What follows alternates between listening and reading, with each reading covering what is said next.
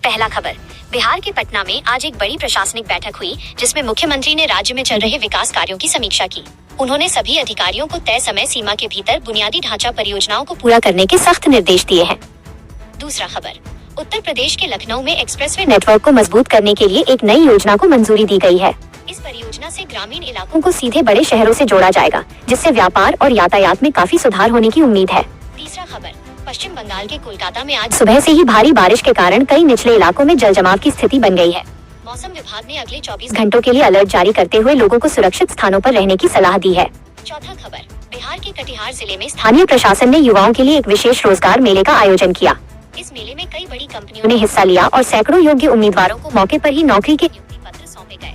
पांचवा खबर, उत्तर प्रदेश के वाराणसी में आज गंगा घाटों पर सुरक्षा व्यवस्था को और अधिक पुख्ता किया गया है। आगामी त्योहारों के मद्देनजर पुलिस प्रशासन ने ड्रोन और सीसीटीवी कैमरों के जरिए पूरे घाट क्षेत्र की निगरानी शुरू कर दी है। छठा खबर, पश्चिम बंगाल के सिलीगुड़ी में चाय बागान श्रमिकों के वेतन और स्वास्थ्य सुविधाओं को लेकर एक महत्वपूर्ण बैठक हुई। सरकार और बागान मालिकों के बीच हुई इस चर्चा में श्रमिकों की बुनियादी मांगों को जल्द पूरा करने का भरोसा दिया गया। सातवां खबर, बिहार के मुजफ्फरपुर में कृषि विभाग की ओर से किसानों के लिए आधुनिक खेती पर एक कार्यशाला आयोजित की गई।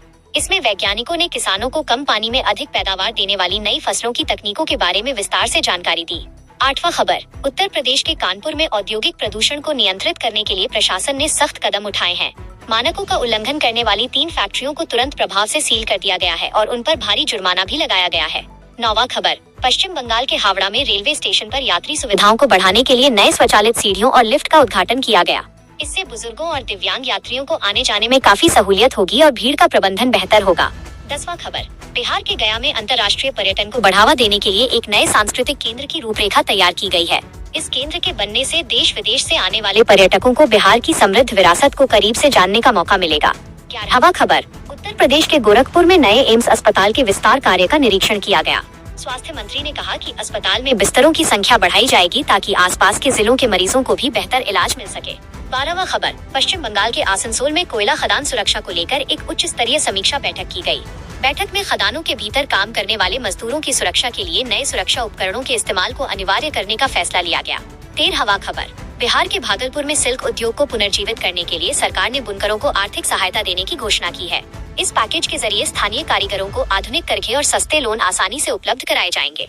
14वां खबर, उत्तर प्रदेश के प्रयागराज में गंगा और यमुना के जलस्तर की लगातार मॉनिटरिंग की जा रही है।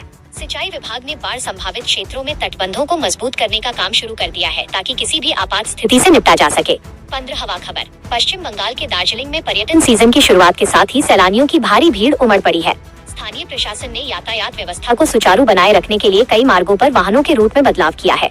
16वां खबर, बिहार के पूर्णिया में शिक्षा विभाग ने सरकारी स्कूलों की स्थिति सुधारने के लिए औचक निरीक्षण अभियान चलाया। इस दौरान बिना सूचना गायब रहने वाले कई शिक्षकों के खिलाफ अनुशासनात्मक कार्रवाई करने के निर्देश जारी किए गए हैं।